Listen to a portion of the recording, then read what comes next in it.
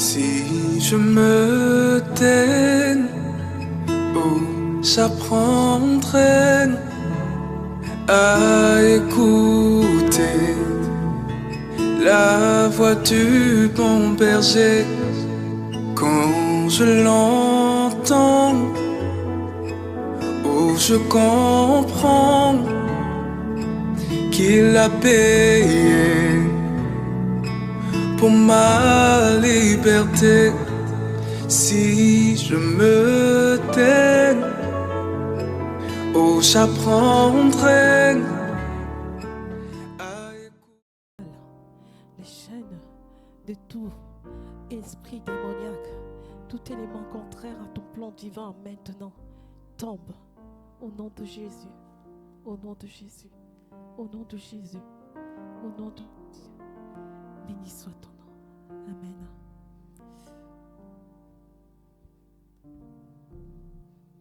Merci Jésus. Soyez bénis.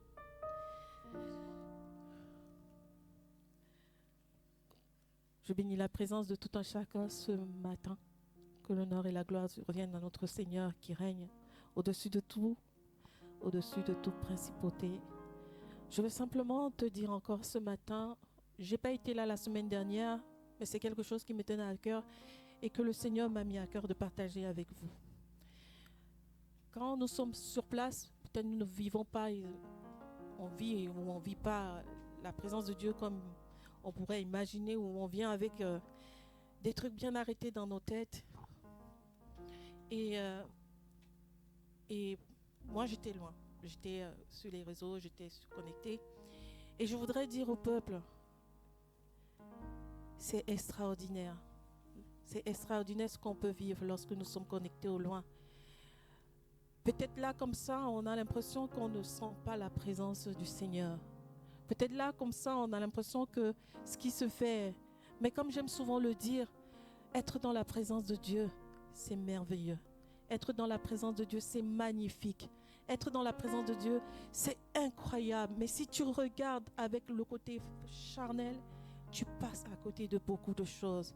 Mais si tu rentres dans la dimension spirituelle, tu vas vivre des choses extraordinaires. Ton entendement va s'ouvrir. L'Esprit de Dieu va te parler. L'Esprit de Dieu va déposer même une parole que tu avais déjà connaissance. Mais ça va venir différemment parce que ton esprit est ouvert. Parce que tu as une sensibilité. Parce que tu as une connexion personnelle avec le Seigneur qu'il veut manifester dans ta vie. Amen.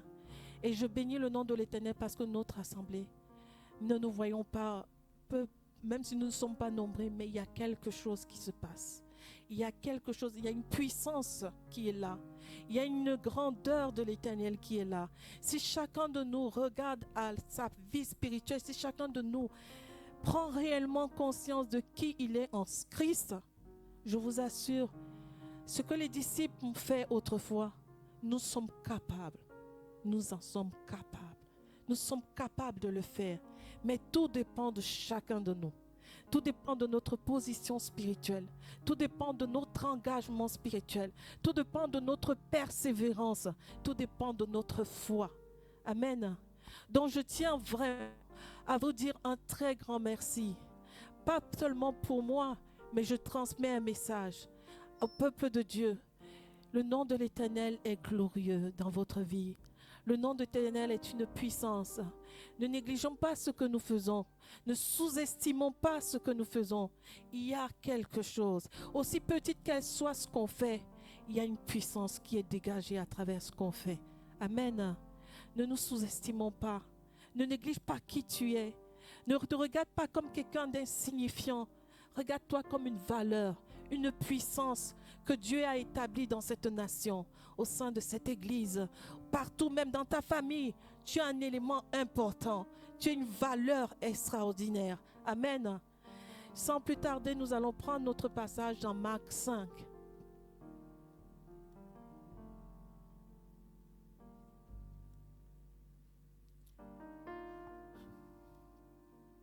Nous allons prendre Marc 5 à partir du verset 21 et nous allons lire jusqu'au verset 36.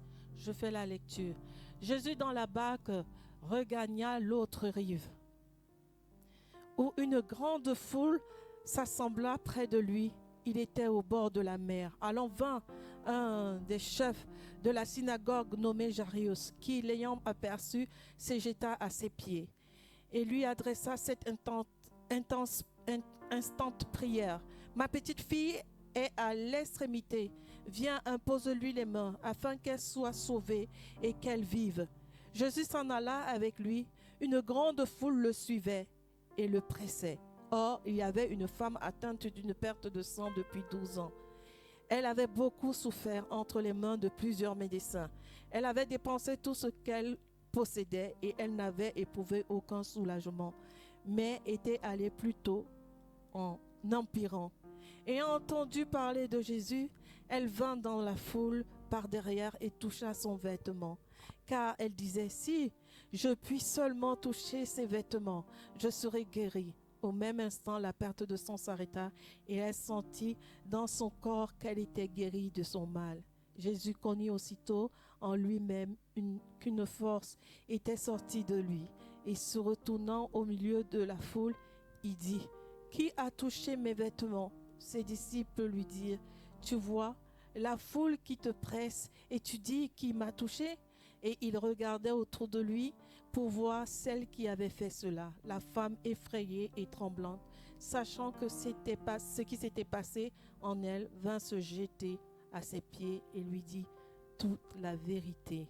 Mais Jésus lui dit, ma fille, ta foi t'a sauvée, va en paix et sois guérie de ton mal. Comme il parlait encore souvent de chez le chef de la synagogue, des gens qui dirent, ta fille est morte, pourquoi importuner davantage le maître? Mais Jésus, sans tenir compte de ces paroles, dit au chef de la synagogue, ne crains pas, crois seulement. Amen. Ici, notre thème, c'est ne crains pas, ne crains point, crois seulement. Amen. Ne crains point. Jésus dit ce matin à quelqu'un, ne crains point, crois seulement. Ce n'est pas facile. Ce n'est pas facile parce que nous vivons énormément de choses. Nous traversons énormément de choses. Mais comme j'aime le dire, si nous sommes des enfants qui disons simplement, Seigneur, j'ai placé ma foi en toi. Nous disons simplement du bout des lèvres, cela ne prend pas effet parce que l'ennemi nous regarde, il sourit. Il dit, oh, je sais. Il sait quand on parle simplement du bout des lèvres. Il sait quand on fait simplement des choses pour le faire. Mais j'aimerais dire à quelqu'un ce matin, change ta manière de vivre ta relation, ton intimité avec le Seigneur. Va chercher à expérimenter quelque chose de nouveau. Va chercher à expérimenter quelque chose de concret, quelque chose de palpable, quelque chose qui va créer des questionnements en toi. Va chercher à le vivre. Et pour continuer notre message, nous allons prendre Ésaïe 41, un verset que tout le monde connaît.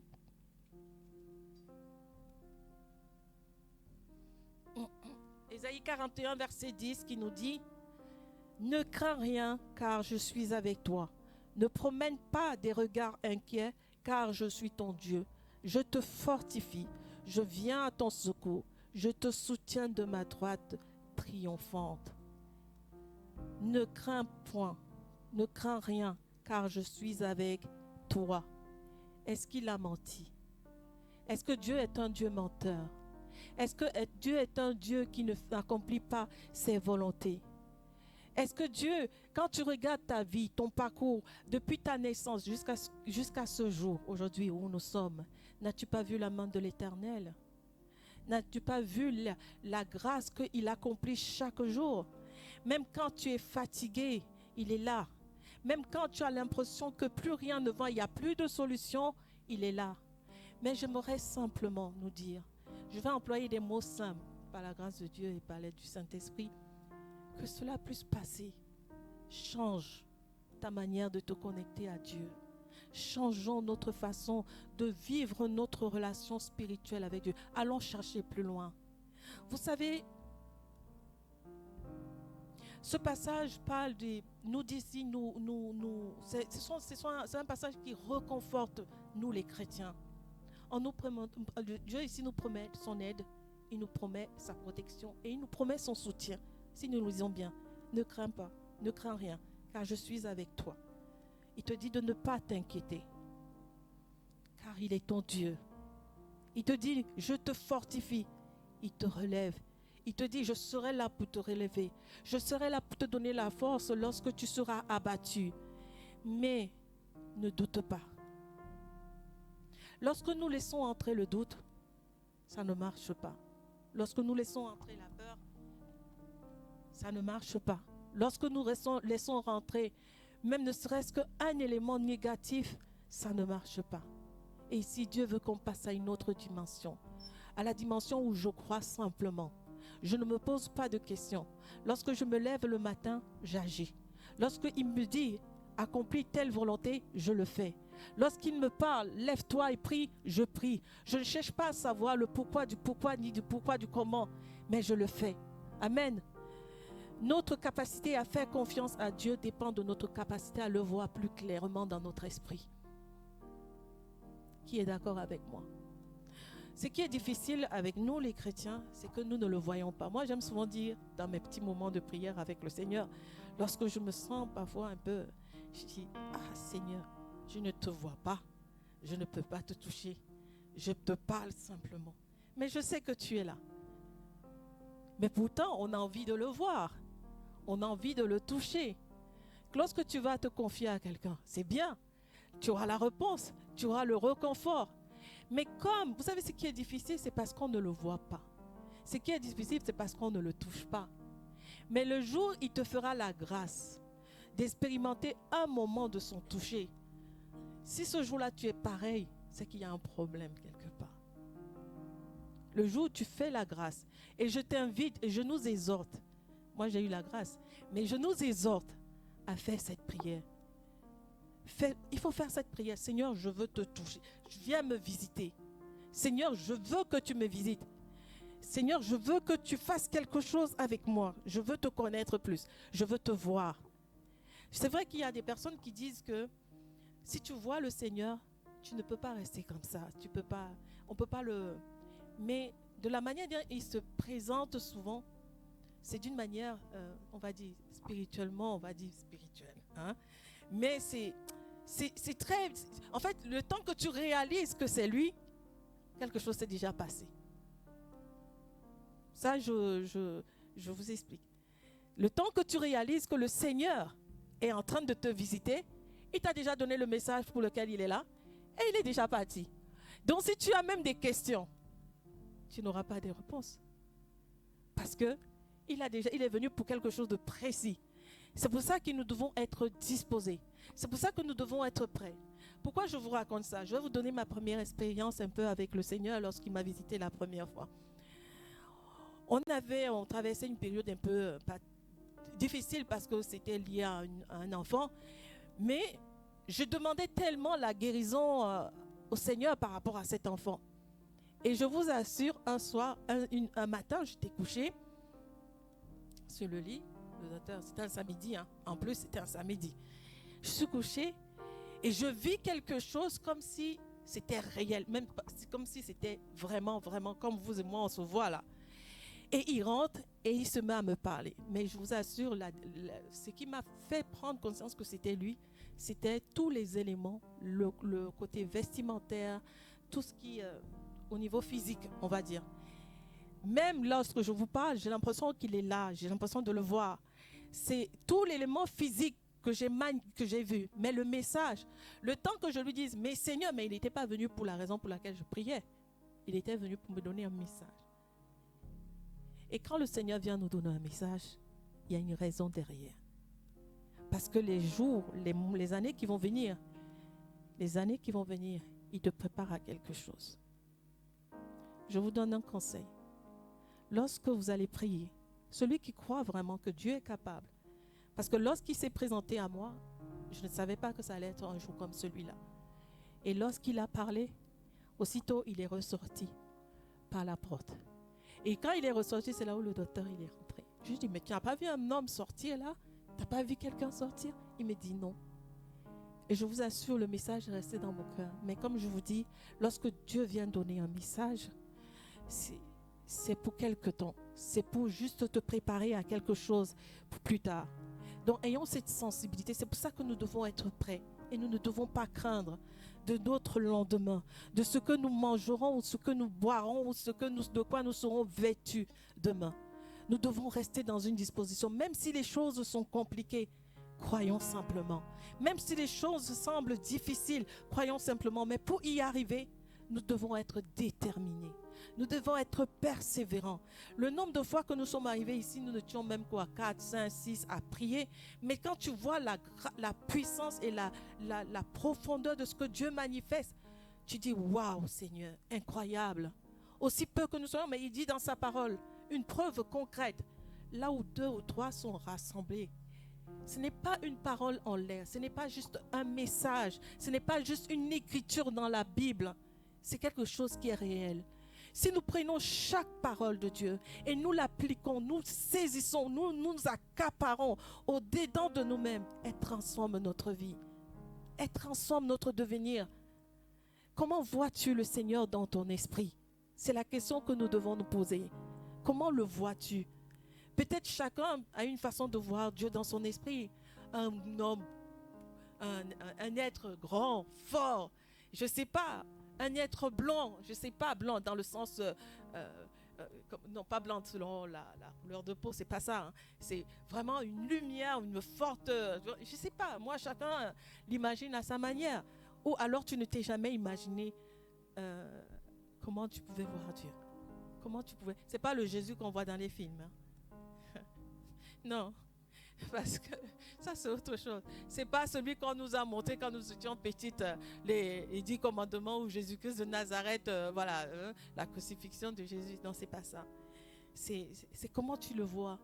La dimension dans laquelle tu le vois, la puissance de la manière dont tu le vois dans ton esprit va déterminer la suite, va déterminer ton parcours, va déterminer ton avenir spirituel.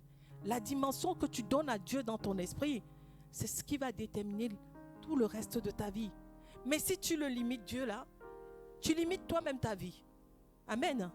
Si tu limites Dieu, tu limites toi-même ta vie. Si tu limites ce qu'il est capable de faire, tu le limites.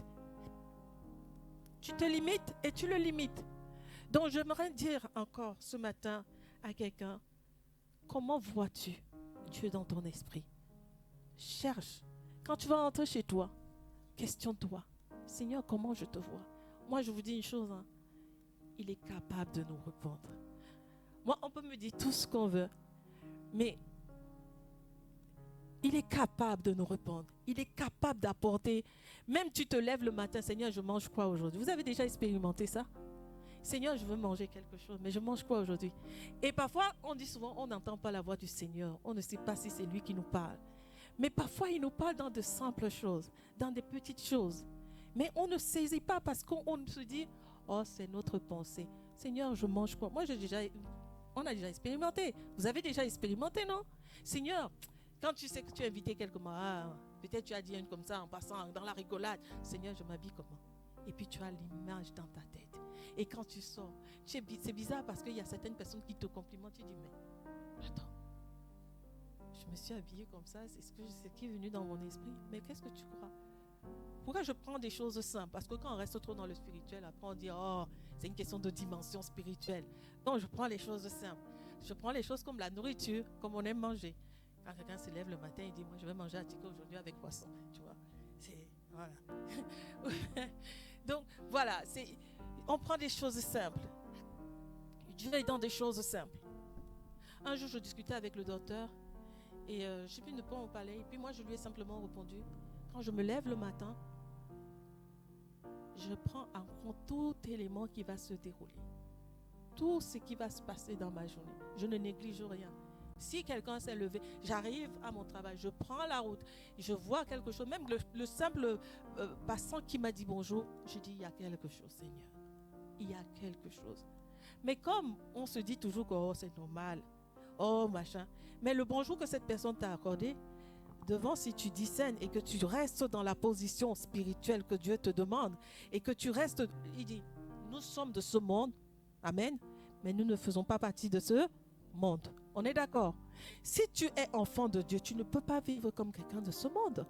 Si tu es chrétien, converti, baptisé et tout, tu ne peux pas vivre comme une personne de ce monde.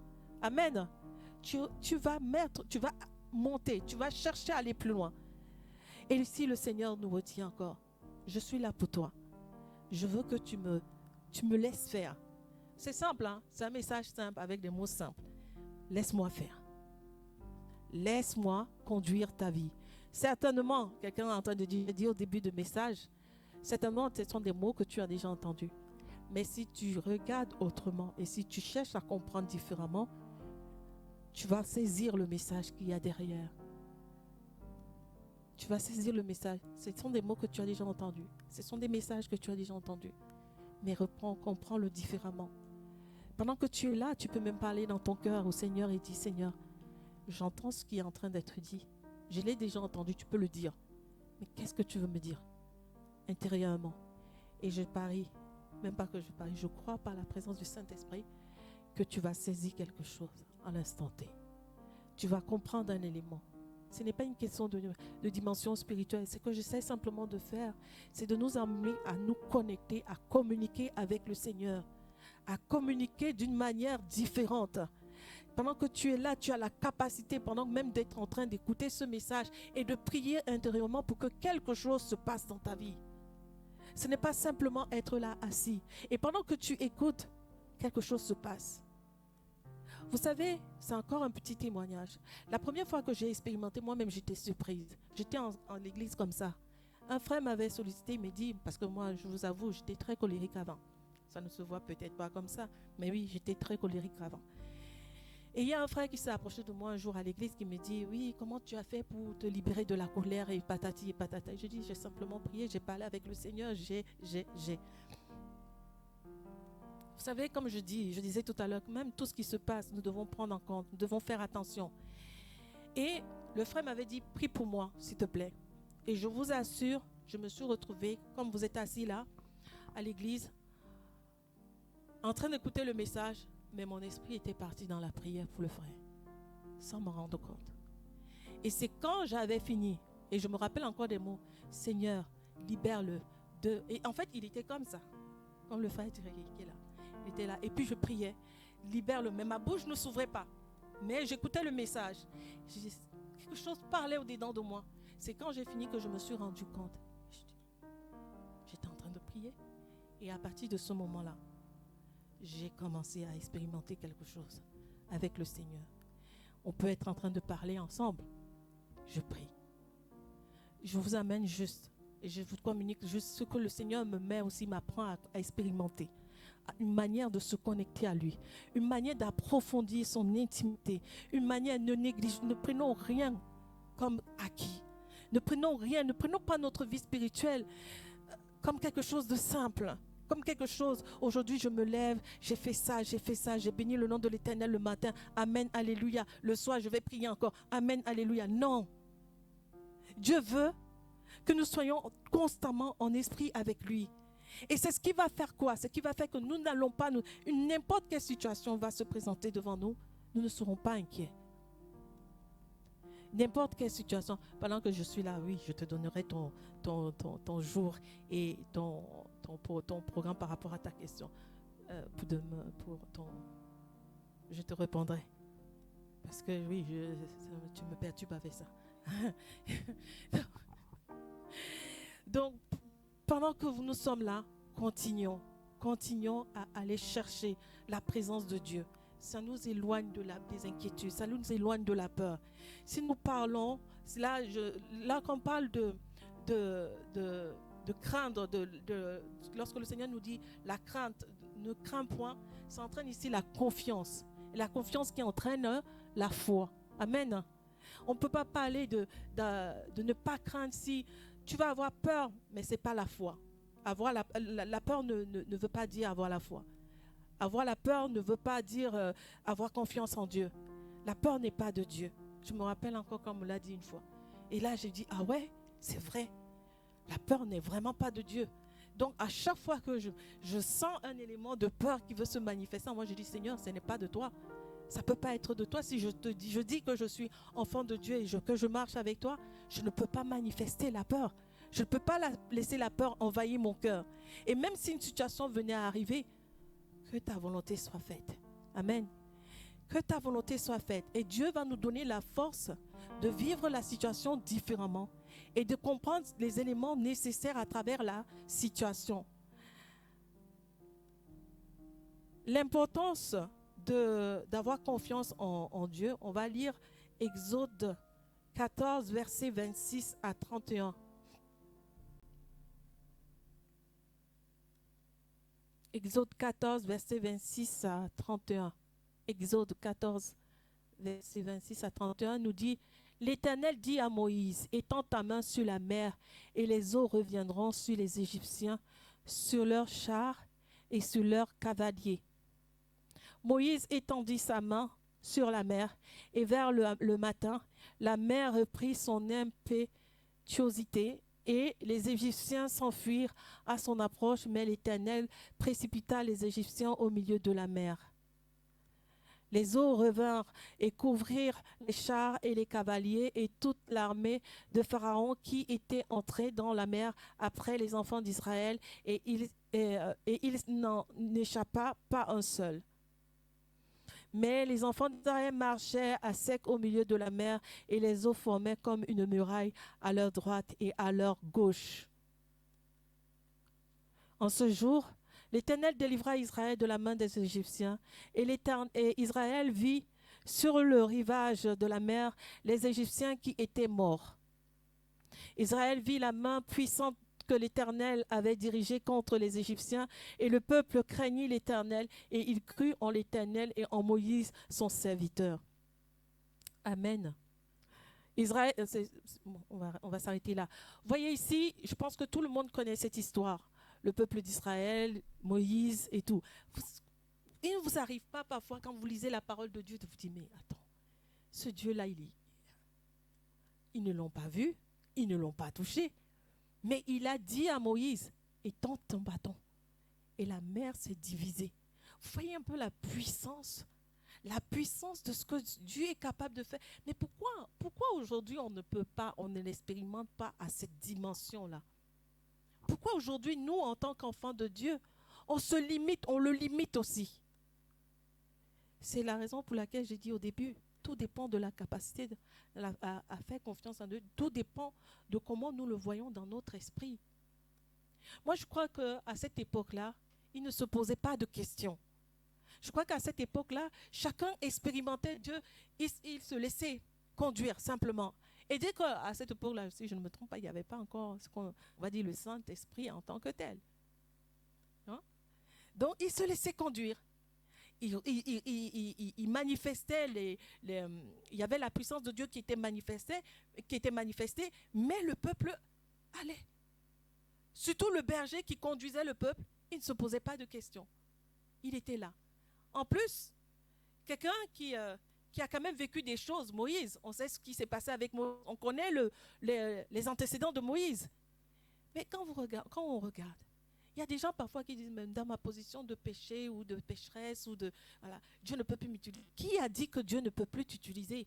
Voyez ici, Dieu a pris quelqu'un qui a commis un meurtre, qui a commis quelque chose de fort. Il dit, vous ne tuerez point. Tu ne tueras point. Hein?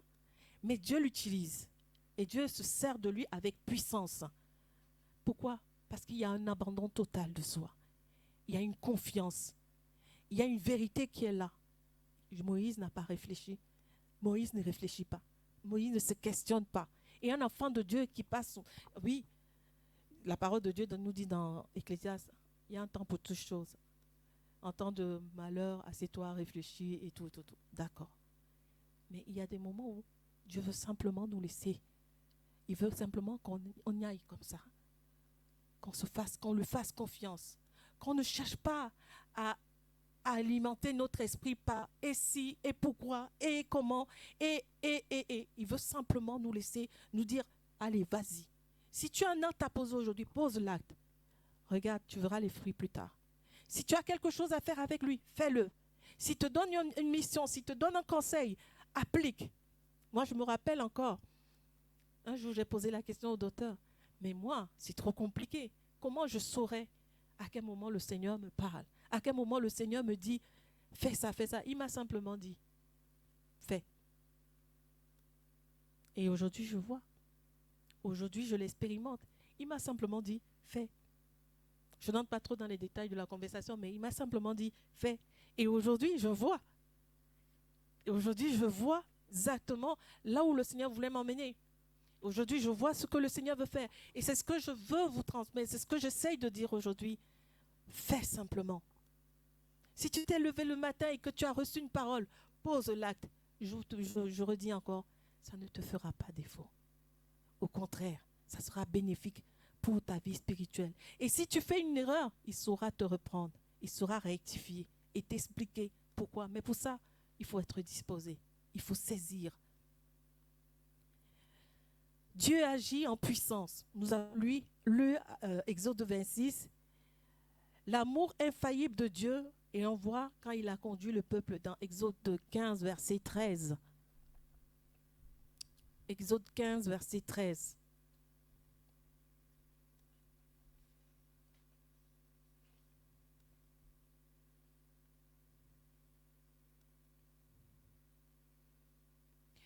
Par ta miséricorde, tu as conduit, tu as délivré ce peuple. Par ta puissance, tu le diriges vers la demeure de ta sainteté. Amen. Ici, toujours, il s'agit du peuple d'Israël. La manière dont le Seigneur... Vous savez, le Seigneur est tellement merveilleux. Moi, je pourrais passer mon temps à dire et à parler, mais c'est chacun qui l'expérimente à la dimension qu'il le souhaite, au niveau qu'il le souhaite et de la manière qu'il le souhaite. Mais aujourd'hui, retiens quelque chose. Dieu n'est pas là pour nous condamner, et nous le savons déjà. Il n'est pas là pour nous punir. Il n'est pas là pour nous dire tu n'es pas important à ses yeux. Nous sommes tous importants aux yeux de l'Éternel. Et quel que soit ce que nous faisons, mais il veut simplement nous dire marche sans crainte de ton lendemain. Marche sans crainte de ce que tu feras ou de ce que tu accompliras. Même si tu vois autour de toi des gens faire des choses qui réussissent, qui atteignent des objectifs, Dieu n'a pas dit son dernier mot sur ta vie. Et tout dépend de la dimension dans laquelle, comme je disais au début, comment tu le vois dans ton esprit. Le vois-tu comme un petit Dieu?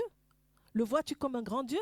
Le vois-tu? On a pris Exode simplement pour nous donner un exemple de sa puissance. On a lu Marc 5, histoire de nous ramener que, quelles que soient les circonstances, il a dit à la femme à la perte de sang qui a juste eu le courage de toucher le pan de sa porte et elle était guérie, que sa foi l'a sauvée. Peut-on dire aujourd'hui que ta foi, parce que nous travaillons pour atteindre un objectif, notre salut. Nous nous battons, nous nous donnons à fond. Vous imaginez en seul instant que tout ce qu'on essaye de faire, pour qu'ils nous disent après, non, tu n'as pas réussi. Tu n'as pas réussi l'examen. Je ne te connais pas. Simplement parce que peut-être, t'aurais pas, ta foi, tu ne l'as pas assez fait monter. Ou bien parce que tu pensais faire les choses parce que c'était lui, parce que c'était comme il voulait et que tu es passé à côté de ses directives. Tout simplement parce que tu as voulu marcher selon tes propres convoitises et selon ton propre désir. Il veut simplement que tu apprennes à te connecter à lui, à créer une autre relation avec lui, à créer une autre intimité avec lui, à rentrer dans une autre dimension. Je vous ai dit tout à l'heure, je bénis le nom de l'Éternel, parce que chaque fois que nous nous retrouvons, même encore ce matin, je sais que lorsqu'on a vu l'adoration, hey, Seigneur, mon Dieu, c'est un Dieu de confiance. Même si c'était, on va se dire la vérité, on est d'accord, chacun a expérimenté à sa manière. Moi, j'ai vécu ma chose, tu as vécu ta chose. Mais si tu veux regarder dans l'ensemble général, chacun a vécu quelque chose s'il voulait vivre sa chose. Amen. Donc, on a vécu notre chose. Après, on est passé à la louange. Et à la louange, pendant que nous étions là, moi, j'étais tellement en train de dire, Seigneur, fais. Écoute, les musiciens ont suivi, les sœurs ont chanté, on a chanté. Ceux qui ont voulu danser ont dansé. Ceux qui ont dansé aussi dans leur cœur ont dansé dans leur cœur. Ceux qui ont tapé des mains ont tapé des mains. Mais tout ça, pourquoi? Pour dire quoi? Tout dépend de vraiment la confiance que nous donnons. C'est vrai, je me rappelle à une époque, le docteur voulait que tout soit bien, tac, tac, tac, tac, tac, et que... oui, ça c'est vrai. Au niveau de la louange, au niveau de l'adoration, les chantres, les musiciens et tout, tout, tout. Et quand c'était pas ça, je regardais mon mari, je disais, mon Dieu, Seigneur, papa. Hein? Oui, je regardais le docteur. À l'époque, c'était mon mari. Bon, c'est toujours mon mari. Mais sauf qu'il n'était pas docteur à l'époque. Non. Et je le regardais, je disais, hé Seigneur, c'est bien tout ça, mais il faut qu'on vive la chose, la relation, cette profondeur avec lui, cette profondeur avec le Seigneur. Parce qu'on peut chanter, avoir de belles voix, honnêtement, disons-nous la vérité. Et rien n'est transmis, rien n'est fait. On peut jouer, on peut faire tout ce qu'on veut, bien faire les choses, mais peut-être que le message ne passera pas pour le Seigneur ce jour-là. Je dis ça, je dis pas, je ne m'attaque pas à quelqu'un. Moi, voilà, je dis simplement ça. Et puis, il y a des moments où on se dit, c'est là où il y a cacophonie totale. Mais on ne sait pas si c'est ce que Dieu agrée. Tout ce que Dieu fait est bon. Amen. Et ce qui est sûr, tant qu'on ne se décourage pas pendant ce temps, tant qu'on ne reste pas dans, oh, on a eu l'échec au début, on aura l'échec à la fin. Non, enfant de Dieu, tu ne peux pas voir l'échec partout. Tu ne peux pas marcher dans l'échec. Tu ne peux pas être dans un cœur d'échec. Ah, moi, je refuse l'échec. Alors je dis, Seigneur, pendant que nous étions là, je refuse l'échec. L'échec ne fait pas partie de mon langage, ne fait pas partie de ma pensée, ne fait pas partie de mon quotidien. Tu viens avec, je te chasse. Hein? Je te dis non. Ce qui ne m'édifie pas, garde. Donne-moi seulement ce qui me donne la force de regarder Dieu comme un grand Dieu, un Dieu puissant, un Dieu merveilleux, un Dieu excellent, un Dieu qui pourvoit, un Dieu à l'infini. Un Dieu à l'infini. Il n'est pas limité. Si nous, on le limite, si tu le limites, que veux-tu qu'il fasse de plus dans ta vie? Rien. Il va dire, il m'a limité. Mais ce qui est merveilleux avec Dieu, même quand on dit qu'on le limite, il accomplit. Il a toujours un moment de secours. Vous avez déjà expérimenté ça? Que même quand tu as dit, oh Seigneur, vraiment là, c'est mort. C'est mort. Là, c'est bon, c'est même pas la peine. Et là, tu vois quelque chose se manifester. Mais tu dis, mais j'avais abandonné. J'avais laissé tomber. J'avais zappé. Mais comment ça se fait? Et il vient, il se manifeste. Il se manifeste. Et là, tu reprends la force. Tu reprends le courage. Tu reprends le zèle. Tu reprends le nécessaire dont tu avais besoin. Et tu dis, non, ce Dieu-là ne m'a jamais. Après une autre situation, on débarque encore, tu refais ça. Et tu fais en nom de si ta foi. Et il te regarde, il dit, ah mon fils ou ma fille, jusqu'à quand? Ta foi est en dents de scie à chaque fois. Un coup, quand tu es content que toutes les portes s'ouvrent et que Dieu fait comme tu veux, ta foi monte, ton zèle est au beau fixe. Tu es à fond, à fond, à fond. Mais dès qu'il y a un élément, la peur, tout rechute. Ah Seigneur, là je suis fatigué, je ne peux pas, c'est compliqué. Et patati, et patata, on trouve des raisons. Ah Seigneur, ah Seigneur, ah Seigneur. Dieu te dit aujourd'hui, cherche plus la raison. Cherche plus la raison. Si tu crois qu'il est capable, tu as dit, je confesse que Jésus-Christ de Nazareth est mon Seigneur et mon Sauveur. Tu crois qu'il est capable, il fera. Il dit, je suis. Il n'a pas dit j'étais. Il n'a pas dit je serai. Il a dit je suis. C'est l'instant T. Et je vous avais déjà dit, quand vous priez, prenez cette habitude de dire, c'est maintenant Seigneur, c'est pas demain. À l'instant T. Le langage dans la prière doit être présent. C'est l'instant présent. C'est le positif. C'est aujourd'hui. C'est maintenant. C'est là, Seigneur, que je veux voir ta main à l'œuvre. Quand on le dit, certainement d'une manière physique, on ne le voit pas. Mais dans le spirituel, la parole est créatrice. Ça a déclenché quelque chose. Amen. Il y a quelque chose qui s'est déclenché dans le spirituel. Mais si tu restes dans la dimension où, ah Seigneur, si tu pouvais quoi? C'est pas Seigneur si tu pouvais. Seigneur, je veux, je souhaite maintenant, à l'instant, maintenant, pas demain. C'est comme quand quelqu'un est là, hein, et qui ressent peut-être que, oh, il n'est pas bien, il n'arrive pas à prier. Expérimente, je vous assure. Je ne raconte pas n'importe quoi. Je suis devant la chair et je mets l'Esprit de Dieu à témoin. Expérimente. Si tu as un temps de baisse dans la prière, assieds-toi un instant. Un instant dans ta chambre. Il dit, quand tu veux prier, va dans ta chambre, ferme ta porte et ainsi de suite. Reste là.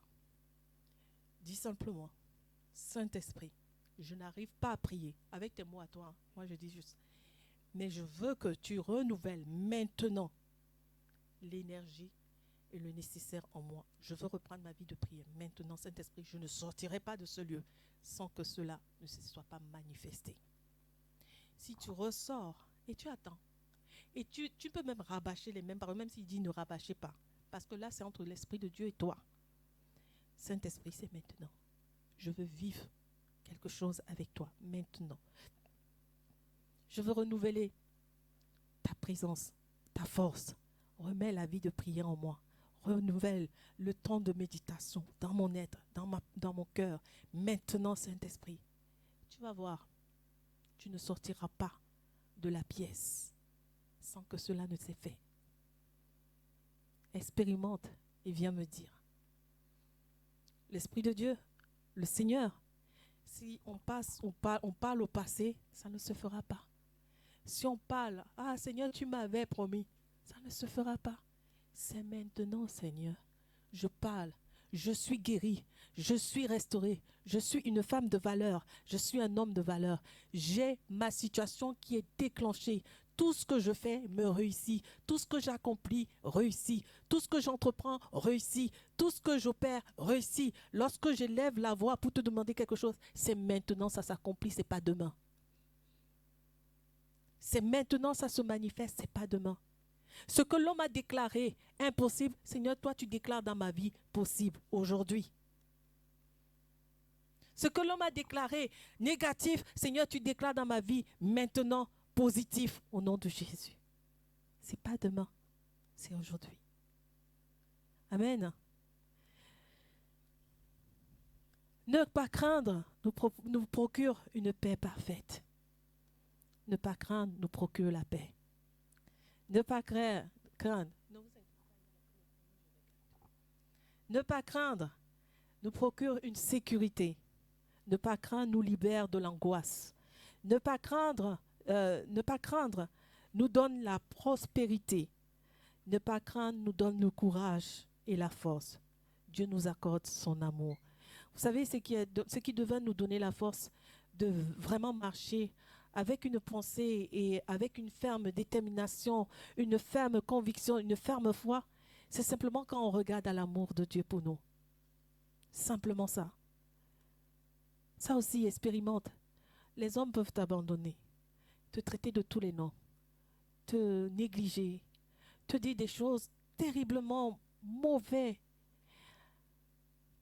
Mais quand tu regardes à une seule personne, l'amour de Dieu, ça te donne la paix. Seigneur, je peux voir beaucoup de personnes m'ignorer, mais toi, tu es toujours là. On ne le voit pas, on ne le touche pas, voilà. Mais il est là. Tout le monde peut t'abandonner, même tes enfants peuvent t'abandonner. Comme j'aime souvent dire, je ne prie pas pour que mes enfants m'aiment, je prie pour qu'ils aiment le Seigneur. Je prie pour qu'ils restent dans la dimension, dans la position que Dieu les a appelés. Parce que si je regarde à ce que mes enfants puissent m'aimer, dès qu'ils vont faire quelque chose, ça va m'affecter. Dès qu'ils vont faire quelque chose, ça va m'affecter. Même quand tu as une relation avec une personne, un frère ou une sœur, si tu regardes simplement en disant « Oui, Seigneur, que cette sœur, elle fasse ça, nanani, nanana. » Non, dès qu'elle va faire quelque chose qui n'est pas bon, tu vas être triste. Tu vas être... et ça va même créer quoi? L'éloignement. Alors que si tu regardes simplement, regardons au Seigneur. Regarde à celui qui peut te donner l'amour infini, sans difficulté, sans jugement, c'est surtout ça. Franchement, l'amour infini, sans jugement. L'amour parfait, l'amour divin. Et quand tu regardes simplement à ça, tu te dis, Seigneur, je crois simplement que tu es capable de faire dans ma vie toute bonne chose. tu es capable de faire au-delà de ce que je ne peux attendre ni espérer, au-delà de ce que je ne peux voir. Amen. On voit ici ceux qui confient leur cœur en Dieu, qui placent leur confiance en l'Éternel. On a vu, on prend l'exemple de Ruth. Ouais. On prend l'exemple de Ruth. Oui, je sais. On voit la récompense de Ruth. Amen. On voit la récompense de Ruth dans sa détermination à servir Dieu et à obéir et surtout sa relation profonde avec le Seigneur. Amen. On voit dans Daniel aussi, dans Ruth, c'est Ruth 2:12, on ne va pas lire, c'est pas grave. Et dans Daniel 6:24, on voit ici la justice de Dieu à travers les épreuves. Ici, c'est quand ils se sont retrouvés, je crois, dans la fournaise, quand ils ont été jetés dans la fournaise ardente et tout. Et la grâce, la puissance et la main merveilleuse du Seigneur, parce que c'était des hommes de prière, c'était des hommes qui avaient une foi ferme, quel que soit, ils n'ont pas craint que, oui, même si on les jetait dans la fournaise ardente, et alors que plus loin dans les passages, on voit très bien que lorsque le roi a demandé qu'ils sortent et qu'on rapproche, que les soldats aillent, avant même qu'ils se soient approchés, ils étaient déjà cramés. C'est ce Dieu-là que nous marchons, avec qui nous marchons. C'est avec ce Dieu-là que nous avons foi et nous croyons. C'est ce Dieu-là. Amen. Donc voilà un peu le message que j'avais pour nous ce matin. Nous allons nous tenir debout. Je vais simplement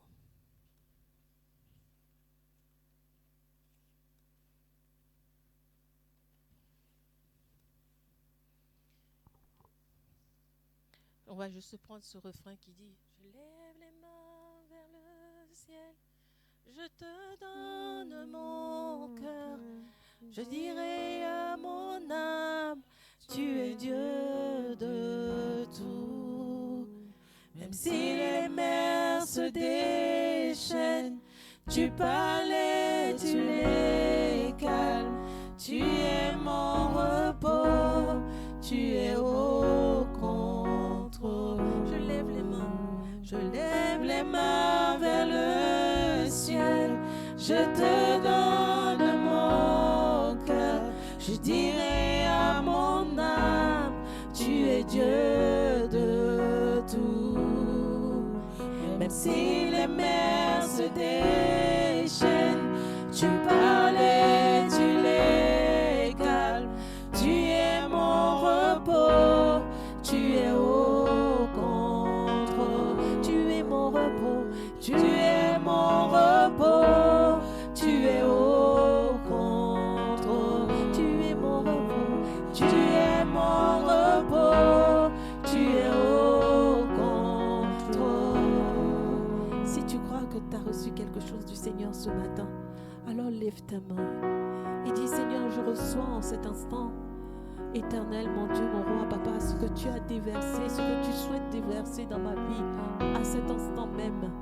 Père, je reçois mes grâces, je reçois, Père, la restauration de mon cœur, je reçois la restauration de mon âme, je reçois, Père éternel, la plénitude de ton esprit, le renouvellement de mon intelligence, le renouvellement de la sagesse, oh Père éternel. Je reçois, Seigneur, Père éternel, Papa, oh Père, la restauration, que ce soit administrative et autre, dans ma vie, Seigneur, mon Dieu, mon roi. Je reçois, Seigneur, Père éternel, Dieu tout-puissant, Père, les grâces infinies de Dieu, lorsque je me présenterai maintenant, lorsque je marche avec détermination, avec foi, Seigneur, parce que ton amour me conduit, ton amour me restaure, ton amour libère ma vie, Seigneur, de toutes les chaînes, Seigneur, tombe maintenant, Seigneur, au nom de Jésus. Tout fléau, Père éternel, qui était destiné à ma vie, Seigneur, négatif, maintenant tombe au nom de Jésus, parce que je suis une femme bénie, parce que je suis un homme béni, je suis un serviteur béni, je suis là pour faire ton œuvre, je ne suis pas là pour regarder et m'inquiéter de mon lendemain, parce que Seigneur, si tu nourris les oiseaux du ciel, à combien plus forte raison nous, Seigneur, Père éternel, à combien plus forte raison nous, Papa, parce que tu es amour. Oui, Dieu est amour, Dieu est esprit, et il veut que ceux qui l'adorent en esprit et en vérité. Dieu est esprit, Et il veut que ceux qui l'adorent en esprit et en vérité. Coule, coule, coule comme un torrent. Coule, coule, coule comme un torrent. Coule.